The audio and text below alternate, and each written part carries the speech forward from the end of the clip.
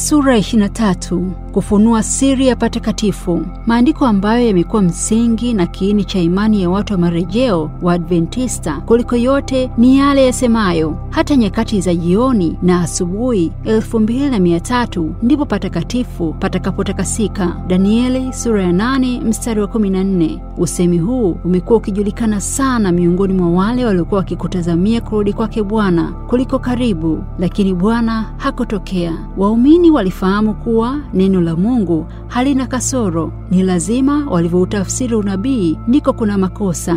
Lakini basi kosa lilikuwa wapi? Mungu aliwaongoza watu wake katika mkusanyiko mkuu wa marejeo, na wala asingewaacha wamalizikie gizani. Lakini huzuni kuu na kushutumiwa kwa aibu kana kwamba ni wauni tu wanaotangatanga. Ingawa wengi waliacha msimamo wao wa kuutafsiri unabii na kukanusha imani ya wale walioambatana nao, lakini wengine hawakuikana imani ambayo inathibitishwa na maandiko na Roho wa Mungu. Ilikuwa wajibu wao kushikamana na ukweli waliopata.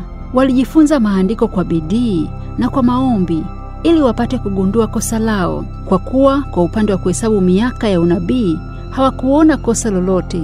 Waligeukia fundisho lililohusu patakatifu. Wakagundua kwamba hakuna andiko lolote linalosema kuwa dunia hii ndiyo patakatifu kama kweli wanavyoamini, bali waligundua maelezo tele kuhusu patakatifu, asili yake na mahali pake pamoja na huduma zake. Kama isemavyo, basi hata Agano la kwanza lilikuwa na kawaida zake za ibada na patakatifu pake pa kidunia. Maana hema ilitengenezwa ile ya kwanza mlimokuwa na kinara cha taa na meza na mikate ya uonyesho, ndipo palipoitwa patakatifu. Na nyuma ya pazia la pili, ile hema iitwayo patakatifu pa patakatifu, yenye chetezo cha dhahabu, sanduku la agano lilofunikwa kwa dhahabu pande zote, mlimokuwa na kopo la dhahabu lenye ile mana na ile fimbo ya Haruni iliyochipuka na vile vibao vya agano, na juu yake makerubi ya utukufu yakikitia kivuli kiti cha rehema.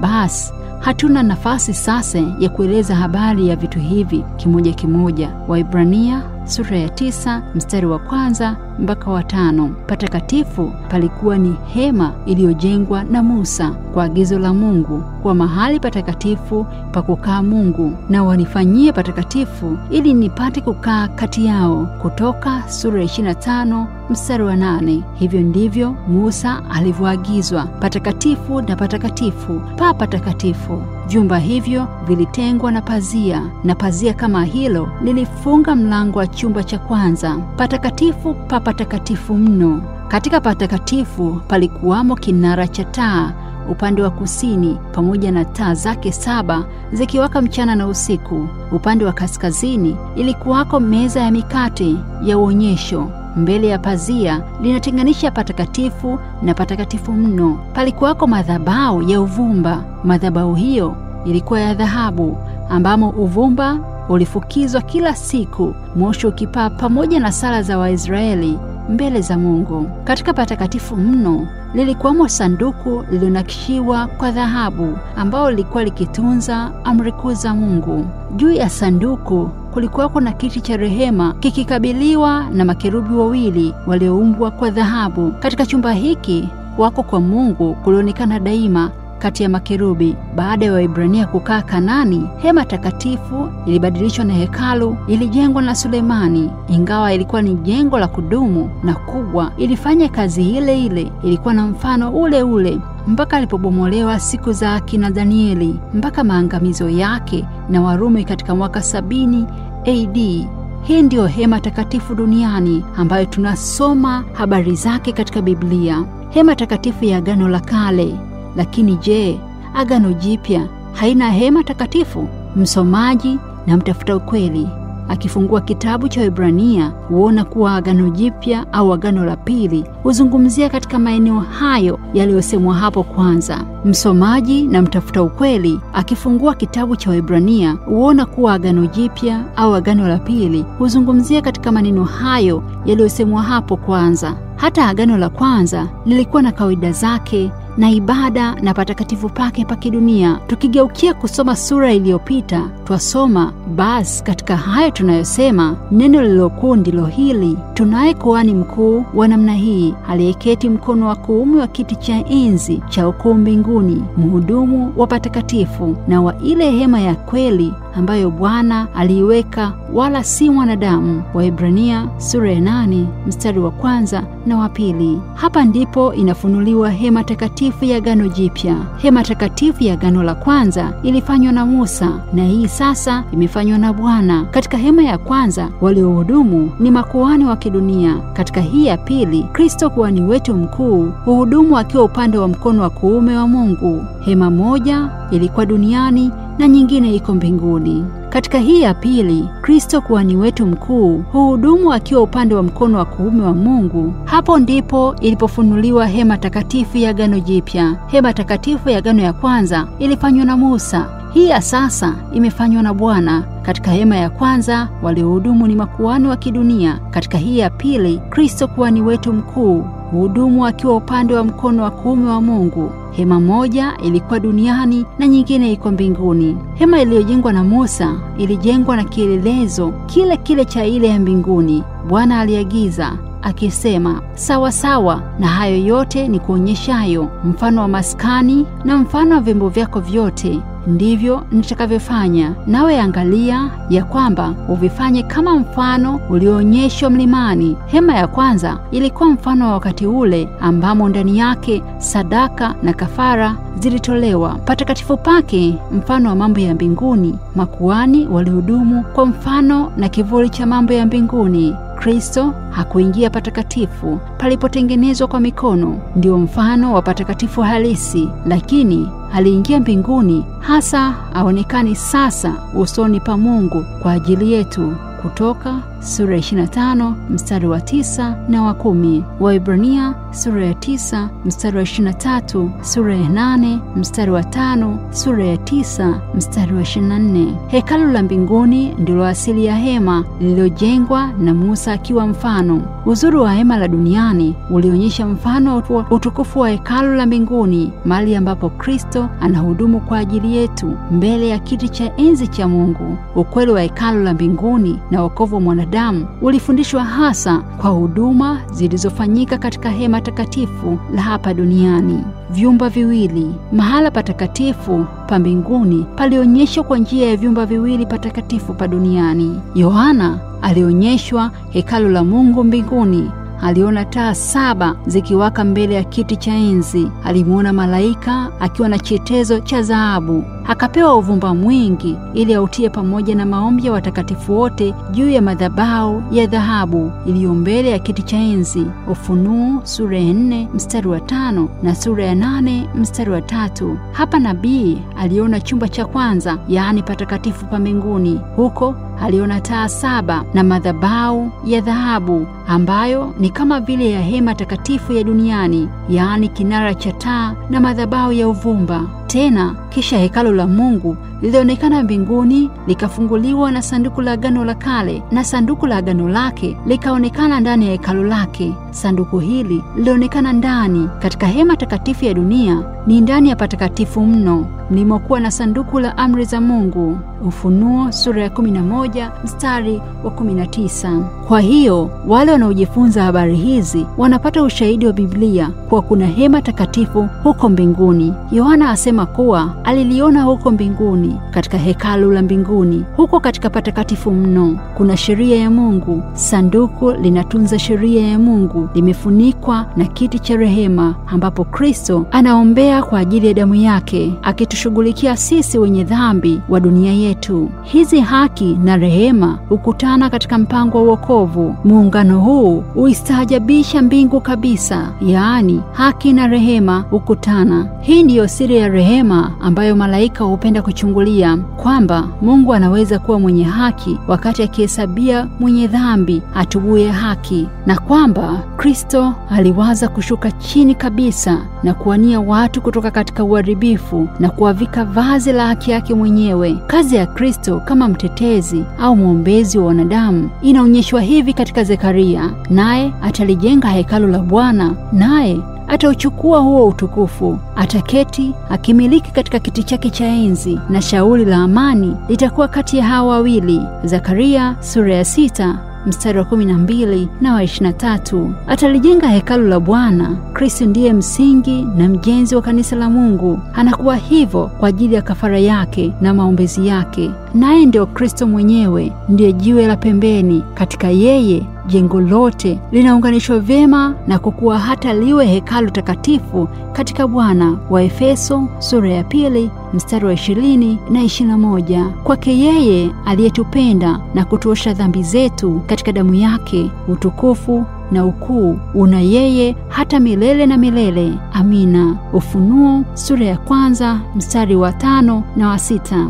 Naye atakaa na kutawala na kuwa kuhani katika kiti chake cha enzi. Ufalme wa utukufu bado haujaanzishwa, bado mpaka kazi yake ya uombezi itakapomalizika, ndipo Mungu atampa ufalme usiokuwa na mwisho. Luka sura ya 1 mstari wa 33. Kristo sasa anakaa pamoja na Baba katika kiti cha enzi, akiwa kuhani, akiwa katika kiti cha enzi. Ndiyo huyo aliyechukua masikitiko yetu yote na kuchukua huzuni yetu, aliyejaribu katika mambo yote kama sisi bila kufanya dhambi, ili aweze kuwasaidia wao waliojaribiwa. Isaya sura ya 53 mstari wa 4, Waibrania sura ya 4 mstari wa 15, Waibrania sura ya 2 mstari wa 18. Mikono iliyojeruhiwa, mwili uliochomwa mkuki na miguu iliyochubuliwa, waombea wanadamu walioanguka, ambao ukombozi wao umegharimu gharama ya jinsi hiyo, na shauri la amani litakuwa kati yao wawili. Upendo wa Baba ndiyo msingi wa ukombozi kwa wanadamu waliopotea. Yesu alisema kwa wanafunzi wake,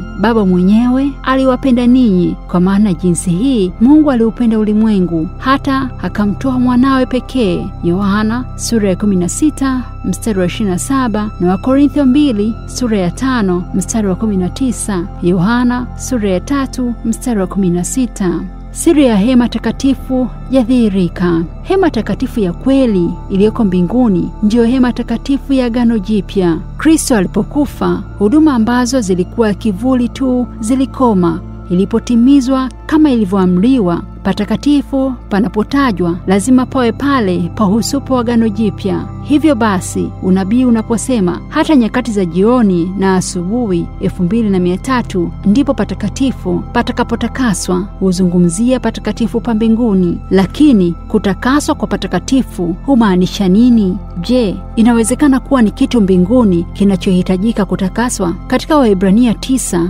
utakaso wa patakatifu pa duniani na pa mbinguni kumeelezwa dhahiri, na katika Torati karibu vitu vyote usafishwa kwa damu, na pasipo damu hakuna ondoleo. Basi ilikuwa sharti nakala za mambo yaliyo mbinguni zisafishwe kwa hizo damu za wanyama, lakini mambo ya mbinguni yenyewe yasafishwe kwa dhabihu zilizo bora kuliko hizo. Waibrania sura ya 9 mstari wa 22 na 23, yani damu ya thamani ya Kristo. Kutakaswa kwa patakatifu. Utakaso kwa kweli lazima utimizwe kwa damu ya Kristo. Pasipo kumwaga damu hakuna ondoleo. Ondoleo au kuweka dhambi mbali ndio kazi inayotakiwa kukamilishwa. Lakini dhambi na mbingu huhusianaje? Jambo hili litaeleweka kwa kuchunguza huduma iliyokuwa ikifanyika katika patakatifu pa duniani, jinsi makuhani walivyokuwa wakihudumu. Waibrania sura ya 8 mstari wa 5. Huduma ya patakatifu pa duniani ilikuwa na sehemu mbili. Makuhani walihudumu kila siku katika patakatifu, wakati ambapo kuhani mkuu alihudumu mara moja kwa mwaka katika patakatifu mno. Huduma hiyo ya mara moja kwa mwaka iliitwa huduma ya upatanisho, ambayo ilihusu utakaso wa patakatifu. Siku kwa siku mwenye dhambi aliyetubu alileta sadaka yake, akaweka mikono yake juu ya yake, akaungama makosa yake ambayo ni sawa, anahamisha dhambi zake na kuziweka kwa sadaka hiyo isiyo na hatia. Kisha mnyama huyo wa sadaka alichinjwa, kwa kuwa uhai wa mwili katika hiyo damu. Mambo ya Walawi sura ya 17 mstari wa 11. Sheria ya Mungu iliyovunjwa ilidai uhai wa mvunjaji. Damu huwa badala ya uhai, na mwenye dhambi ambaye hatia yake imechukuliwa na yule mnyama wa sadaka. Basi kuhani alichukua damu hiyo mpaka patakatifu, akainyunyiza mbele ya pazia ambalo hukinga sheria ya Mungu iliyovunjwa. Kwa huduma hiyo, dhambi ilihamishwa na kuweka katika patakatifu. Wakati mwingine damu haikupelekwa katika patakatifu, ila kuhani aliila nyama ya sadaka.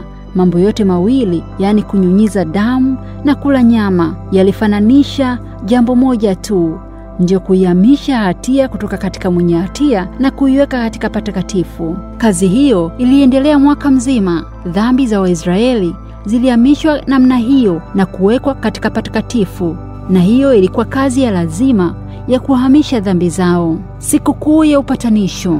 Kuhani mkuu aliingia katika patakatifu mno mara moja kwa mwaka ili kutakasa patakatifu. Mbuzi wawili waliletwa na kupigiwa kura moja kwa Bwana na kura moja kwa Azazeli. Mbuzi wa Bwana alichinjwa kama sadaka ya dhambi kwa ajili ya watu, na kuhani alichukua damu akaingia patakatifu mno, akainyunyiza kwenye kiti cha rehema na juu ya madhabahu ya uvumba, na Haruni ataweka mikono yake miwili juu ya kichwa cha yule mbuzi aliye hai na kuungama juu yake uovu wote wa wana wa Israeli na makosa yao, naam, dhambi zao zote, naye ataziweka juu ya kichwa chake yule mbuzi. Kisha atampeleka aende jangwani kwa mkono wa mtu aliye tayari, na yule mbuzi atachukua juu yake uovu wao wote mpaka nchi isiyo watu, naye atamwacha mbuzi jangwani. Mambo ya Walawi sura ya 16 mstari wa 21 na 22. Mbuzi wa Azazeli harudi kamwe kambini mwa Israeli.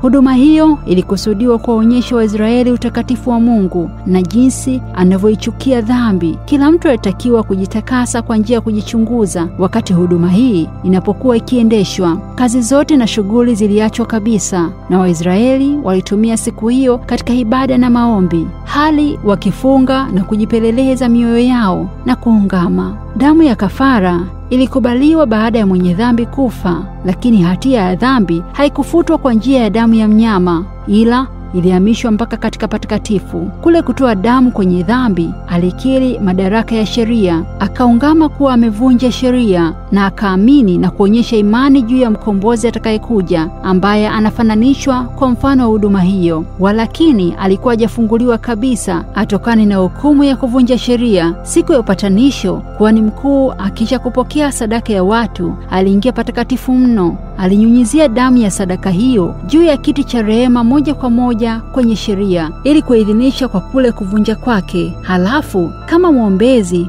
walizichukua dhambi zote juu yake kutoka patakatifu. Wakati anapoweka mikono yake juu ya yule mbuzi wa Azazeli, huzihamisha dhambi hizo na kuziweka juu ya mbuzi. Basi mbuzi huzichukua zote, ndipo uhesabu kana kwamba zimetoweka milele kutoka kwa watu. Ukweli wa mbinguni.